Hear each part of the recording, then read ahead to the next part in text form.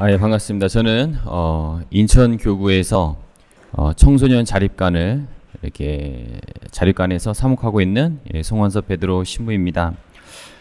오늘 이렇게 자리를 마련해 주신 한국주교회 정순택 주교님과 또 학교 밖 청소년 분과 또 현정수 신부님과 또 모든 분들께 진심으로 감사드립니다.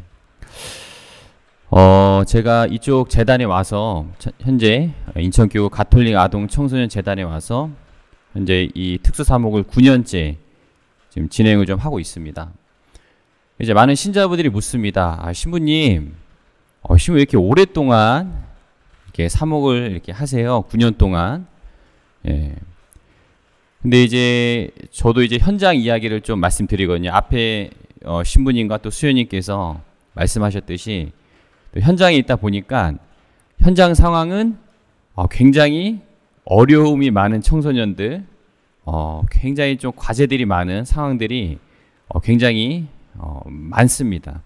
그러다 보니까 아까 오늘 기조 강연해 주신 홍현웅 신부님께서도 이쪽 분야에서 25년 동안 계실 수밖에 없고, 또 제 위에 선배님들도 15년, 17년 동안 계실 수밖에 없고, 저도 여기서 있을 수밖에 없겠더라고요. 아이들이 너무 안타깝고 또 가슴이 아파서. 또 한편으로는 또 이런 질문도 합니다. 신부님, 그 한국 천주교가 그렇게 많이 발전됐다고 하는데 아직도 대한민국에서 그렇게 어려움을 겪는 그런 친구들이 많나요? 라고 이렇게 질문도 합니다. 그럼 저는 또 같이 또 대답하거든요. 천주교가 이렇게 발전됐기 때문에 신부들과 수녀님들과 또 함께 하는 사람들을 파견할 수가 있다. 그래서 인천교구에만 12분의 사제들을 이 현장에 파견해서 아무도 돌보지 않는, 복음에서 이야기하는 정말로 가장 보잘것없는, 이 대한민국에서 가장 보잘것없고 가장 약하고 가장 두려워 떨고 있는 복음에 의하면 그분들이 바로 우리의 예수님이죠. 그러다 보니까 한국 천주교가 그렇게 발전되기 때문에 그 현장에 있는 예수님들을 위해서 신부와 수도자들을 이렇게 파견할 수가 있는 거다라고도 또 대화도 하고 합니다. 앞에서 많은 사례들을 들어보셔서 아시겠지만 현장에 가면은 아이들이 정말로 밖에서 자고 있고 굉장히 큰 시련을 겪고 있고, 또 범죄로 많이 빠지고, 특히 여학생들 같은 경우에는 아주 심각한 위험에 처하는 경우도 있습니다.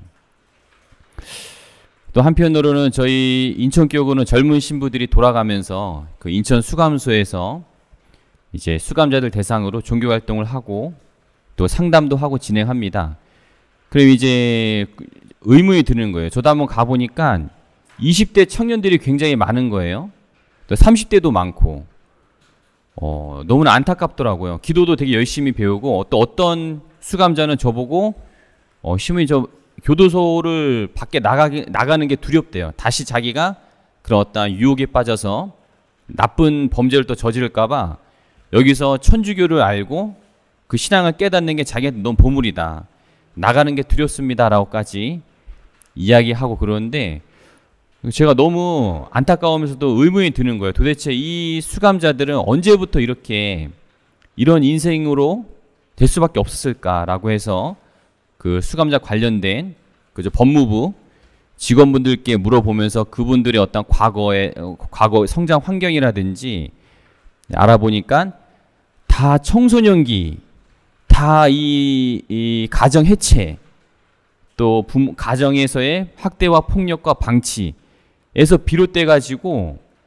이 계속 그런 어떤 방치되고 사회에 그냥 이렇게 방임되면서 그런 범죄를 저지르면서 나중에는 그렇게까지 되는, 너무나 안타까운 거죠.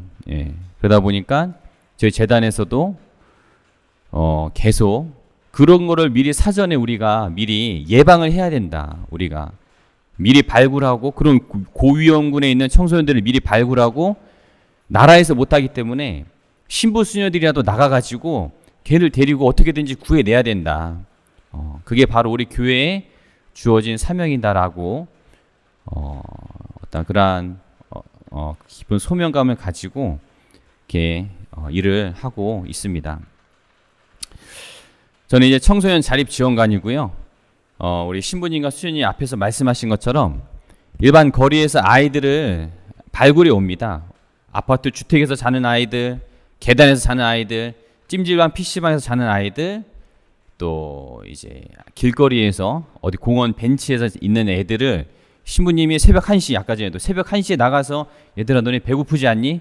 일로 와. 일단 뭐라도 좀 먹자 데리고 오고, 수녀님도 다니시면서 얘들아 너네 왜 이러고 있니? 집 나온 지 얼마나 됐니? 저 6개월 됐어요. 저 아까 230 며칠 됐어요. 이런 애들을 신부님, 수녀님들이 같이 함께하는 우리 사회복지사들 데리고, 청소년 동반자들 데리고 옵니다. 데리고 와서 분류를 하는 거죠. 그리고 이제 이 아이들을 임시로 이렇게 분류를 하고 상담을 한 다음에 도저히 집에 갈 상황이 아닌 거예요. 가정폭력이 너무 심해. 부모로서 아직 준비되지 못한 이런 분들이 많아서 다시 복귀를 못 시킵니다. 그러면 이제 이 아이들 데리고 장기적으로 돌볼 수 있는 쉼터에 보내거든요. 그 쉼터에서 아이들이 혼자서 이제 지내는 훈련을 해야 되는 거예요. 그러다가 20살이 되면은 성인이 되는데, 19살 되면은 성인이 되는데, 그때는 이제 혼자서 살아야 되는 거죠. 어쨌든 24살에는 쉼터를 퇴소해야 되기 때문에, 그러면 그 혼자서 살 수 있는 능력을 키워주는 어떤 역할도 필요한 거예요. 왜냐하면은 아이가 혼자서 살려면 주거를 또 구해야 되는데, 부동산도 알아봐야 되고, 혼자서 공과금도 낼 줄 알아야 되고, 또 혼자 밥, 빨래, 청소, 개인 가사일도 혼자서 다 할 줄 알아야 됩니다. 그리고 혼자 집에서 살면 집에서 여러 가지 안전이라든지 뭐 집안을 관리하는 것도 배워야 되고, 또 본인 진로에 대해서 혼자서 자기 진로를 고민하고 뭐 다양하게 좀 이렇게 준비도 해보고, 또 혼자서 직장도 구해보고, 월급 벌면은 또 돈 관리에 대해서 배워야겠죠.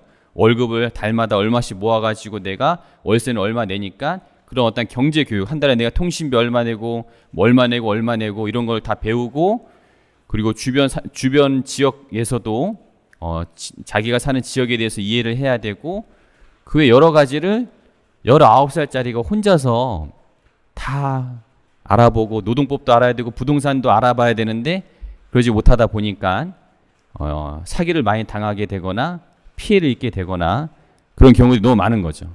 자립을 할 수가 없는 거예요, 대한민국에서. 그래서 저희는 쉼터에서 발굴된 아이들, 신부님, 수녀님께서 아이들을 발굴해가지고 좀 준비된 아이들 좀 보내주시면은 저는 그 아이들 데리고 교육을 한 다음에 같이 부동산 데리고 다니면서 부동산에 이제 그 집주인하고 계약서 맺는 거, 사기당하지 않는 거, 어디 직장 구할 때도 올바른 직장을 선별해가지고 자기가 잘 취업할 수 있는 거, 이런 거를 훈련을 하는 일을 하는 게 저희 청소년 자립 지원관입니다. 그래서 좀 소개를 좀 드리도록 하겠습니다.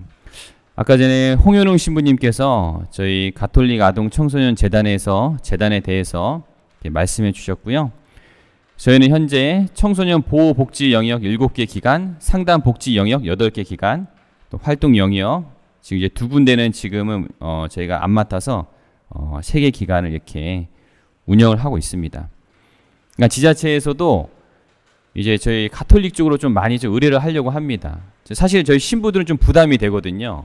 자꾸 책임이 자꾸 많아지고, 또 신부들도 계속 파견을 해야 되다 보니까 저희는 조금 받기를 조금 부담스러워가지고 안 받으려고 하는데, 지자체에서는 저희한테 많이 의뢰를 하고 있습니다. 이것도 저희 과제 중에 하나인 거죠. 저희 자립지원관은 원래 쉼터 안에서 있었습니다. 2010년도에 개관을 했지만 사업은 거의 2000년도부터 계속 진행을 했었고요. 성인이 되는 청소년들 대상으로 이제 자립훈련을 하는 사업이 이제 자립지원관으로 이렇게 해서 2010년도부터 진행을 한 거죠. 네. 왜 쉼터에서 자립지원관을 분리하게 됐냐?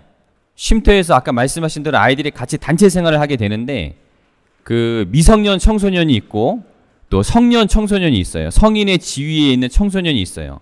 그러니까 성인의 지위에 있는 청소년들은 성인으로서 지위와 또는 사회 자립에 해야 될 필요성이 있는 거예요. 근데 미성년 청소년들과 같이 단체 생활을 하다 보니까 어려움이 많은 거예요.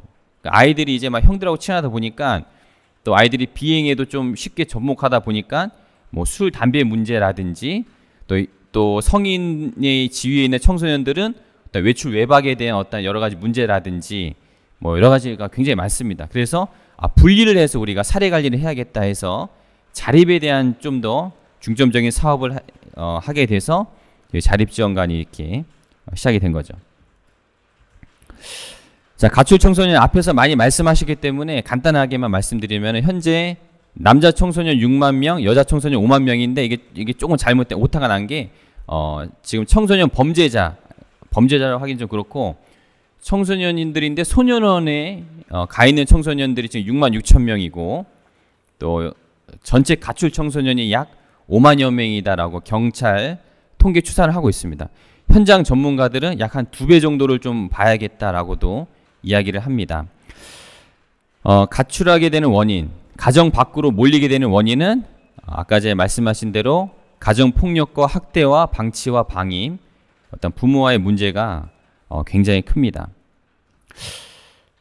그래서 저희는 이러한 청소년들을 받아서 그냥 어떤 주거 문제만 해결하는 게 아니라 또 정서적으로도 굉장히 많은 치료가 필요합니다. 사실은 몸은 굉장히 멀쩡하고 아주 건강해 보이거든요. 근데 상담하고 성장 과정을 보면은 마음에 굉장히 많이 병들어 있습니다.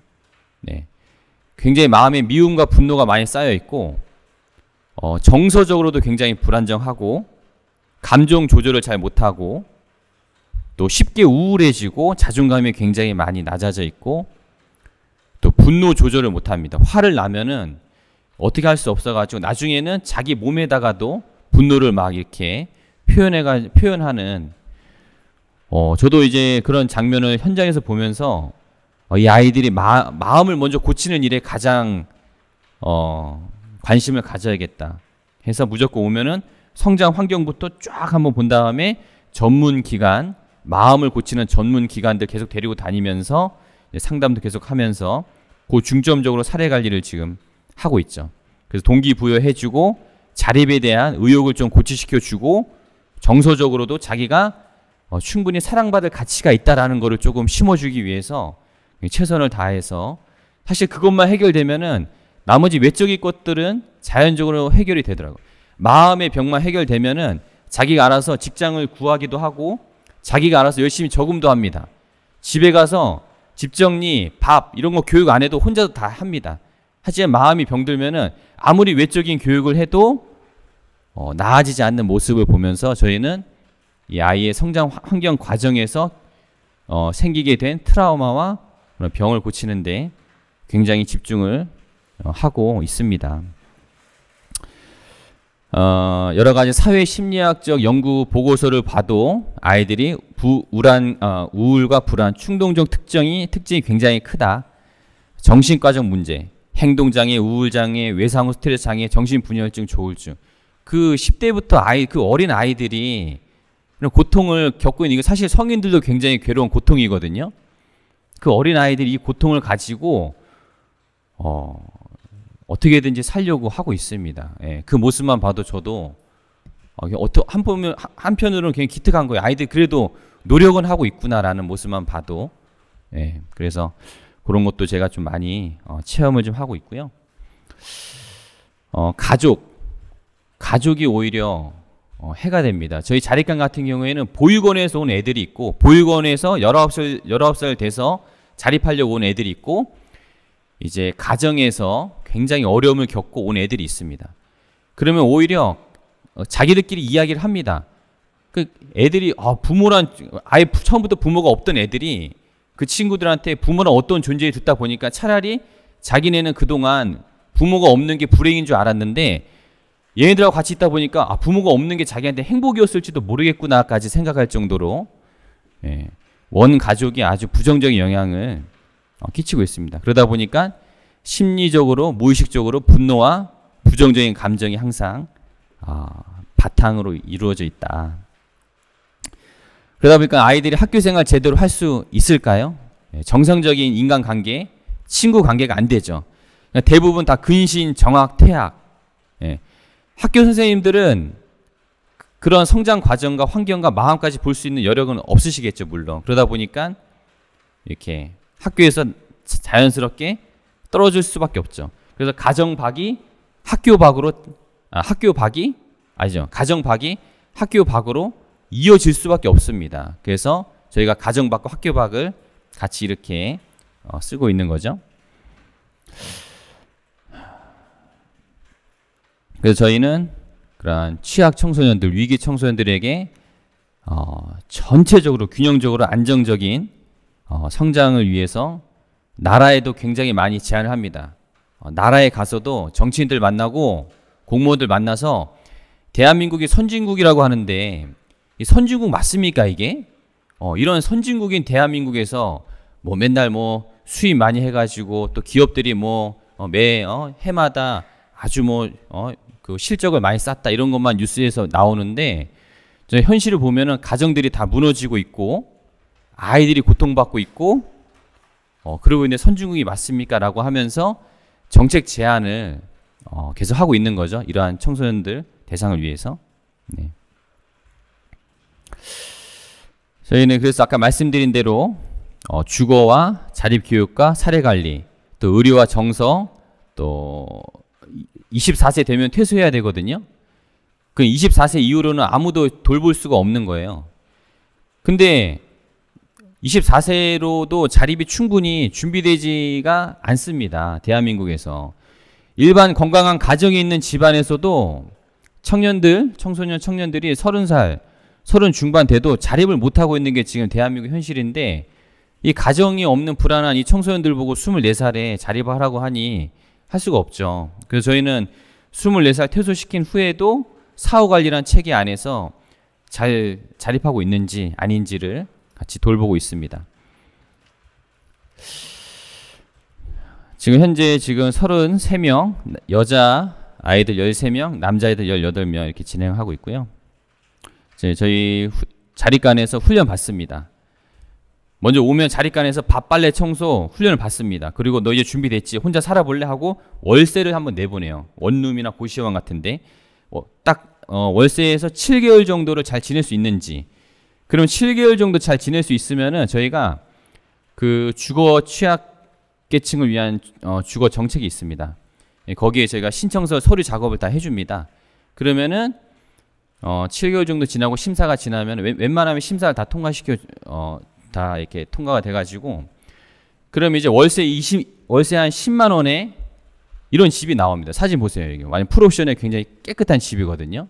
월세 한 10에서 15만 원에 이걸 20년 동안 살 수가 있어요. 저희는 무조건 이 정책이랑 연결을 하는 거죠. 그 아이가 처음에 믿질 않아요. 나 혼자만의 공간에 이렇게 깨끗하고 좋은 집이 생길 수 있는지도 잘 모르고 처음에는. 근데 저희가 집을 마련해 주면은 아이가 굉장히 동기부여가 돼서 자립하는데 굉장히 많은 좋은 영향 줍니다. 저희가 자립관에서는 정작 청소고 뭐고 정리 안 했던 애들이 자기 집, 자기 공간을 얻자마자 굉장히 깔끔하게 정리하는 모습도 많이 보게 되거든요. 그래서 저희는 이제 웬만하면은 보육원 아이들이라든지 중간에 퇴소한 아이들은 다시 기간에 안 들어오려고 해요. 저항감이 되게 심해요. 또 규칙 생활해야 되고 또 그래야 됩니까? 라고 이래서 안 들어오는 애도 있어요. 그럼 제가 저희 기관에서 이런 혜택을 받은 친구한테 친구들한테 아는 삼촌이 고기 사는다고 데리고 오라 그래요. 오면은 집부터 보여주면서 애들 꼬시는 거예요. 얘들아, 너네들 3명, 4명 그렇게 월세 40만 원에 혼숙하거든요. 애들이 나와서 갈 데가 없으니까. 그러지 말고 여기 와서 자립교육 받고 하면은 여기 집 마련해주고 하니까 와서 자립교육 좀 받자라고 하면은 그때서 애들이 오거든요. 그런 설득 작업도 직접 만나면 산 사람들 만나면서 해야지 그냥 이제 자료만 주고 좋은 집 주니까 오십시오라고 하면은 아이들은 저항감이 큽니다. 그리고 성인에 대한 불신이 이미 깔려있기 때문에 절대 믿지 않습니다. 이 사람 도대체 나한테 무슨 사기를 치려고 하지? 이렇게 쉽게 생각한다는 얘기죠. 네, 저희가 이따가 저희가 같이 이야기할 게 많아가지고 또 과제만 몇 개 말씀드리면은 그래서 이러한 굉장히 취약한 청소년들한테 자립을 시켜야 되는데 그 자립을 도대체 어디까지 우리가 좀 바라봐야 될까에 대한 고민이 필요한 거죠. 혼자서 어디까지 해야 완전한 자립이라고 할 수 있는가. 저는 개인적으로는 혼자서 경제적으로 저축하고 경제적으로 또 이제 진로적으로도 안정적으로 얻어서 자기 가정을 차릴 수 있을 만큼의 어떤 안정적인 어떤 자기를 돌볼 수 있는 능력까지 자립이 아닌가라는 생각을 하고 있고요. 자, 심리적 치료 대상 청소년 굉장히 큽니다. 제가 오늘 주교회 방송이니까 좀 재밌는 얘기 하나 말씀드리면은 아이들하고 상담을 해요. 여자아이들 상담하면은 주말에 굉장히 외로워합니다. 아이들이 가족이 없잖아요. 예. 집에 혼자 있으면은 일하고 굉장히 피곤한데도 집에 혼자서 있으면은 굉장히 외로워하거든요. 주말에 뭐 할 거 없을까요? 라고 얘기해요. 그럼 제가 천주교 신부니까 그러면 너 성당에 가봐라. 성당에 가서 활동 거기 뭐 청년들 있으니까 한번 가서 해봐라 해가지고 한번 보냈어요. 갔다 왔는데 가서 자기 너무 무안했대. 앉아있다 그냥 왔대. 아무도 자기를 챙겨주지 않는다는 거예요. 그래서 제가 그래? 이따 그 다음 주에 상담할 때 관장님 저 어떤 언니가 교회 같이 가자는데 가도 될까요? 그래서 갔다 와 그랬거든요. 교회에 가니까 오자마자 성경책이랑 찬송가 주면서 야 우리 말씀 나눔 하자 이러고 그냥 완전히 거기에 교회에 완전히 너무 감동받아가지고 제가 그 다음부터 외롭다는 하는 애들 있으면 어디 보내요? 교회에 보내는 거야. 천주교 신부가 애들을. 에? 그러고 지금 있다니까요 지금. 그래서 제 동기들 중에 주임 신부 하시는 분들한테 좀 얘기를 하긴 했어요. 야 이러고 있다 지금. 우리 카톨릭 성당도 좀 반성해야 된다 이렇게 얘기하고 있는데 그만큼 아이들이 혼자 있다 보니까 외로움과 고독감과 박탈감과 이게 굉장히 큽니다. 이게 자립하는데 좀 안 좋은 영향을 많이 미치고 있거든요. 그래서 이것도 항상 과제 중에 하나입니다. 나머지는 이거 하나만 마지막 말씀드릴게요. 자, 그럼 물어봐요. 신부님, 우리나라에 보건복지부가 있고 사회복지학과도 있고 사회복지사들도 그렇게 많이 배출되는데 이런 사회복지 국가에서 어떻게 이럴 수가 있습니까? 라고 이야기합니다. 사회복지 국가에서 우리나라는 아예 처음부터 부모가 양육을 포기하면 지원을 정말 잘해줘요. 보시는 것처럼 자립수당, 청년 매입주택, 주거 환경 조성비, 월 20만 원의 자립경비, 연 400만 원의 또 자립경비, 수강권, 또 대학교 가면은 직업훈련비, 훈련 장려금 굉장히 많이 지원해 주거든요. 근데 부모가 양육 포기 안 한 상태에서 나온 애들은 전혀 하나도 없습니다. 근데 그렇다고 요즘에 보육원 아이들이 부모가 없는 게 아니에요. 다 잘 살아요. 다 있어요. 요즘에 보육원 아이들이. 단지 부모가 아이의 양육을 포기하는데 여기에 넣냐에 따라서 이 대한민국에서 받을 수 있는 이 안전망의 차이가 이렇게 크다라는 거를 좀 마지막으로 말씀드리면서 나머지는 이따 우리 함께 토론 시간에 말씀드리도록 하겠습니다. 감사합니다.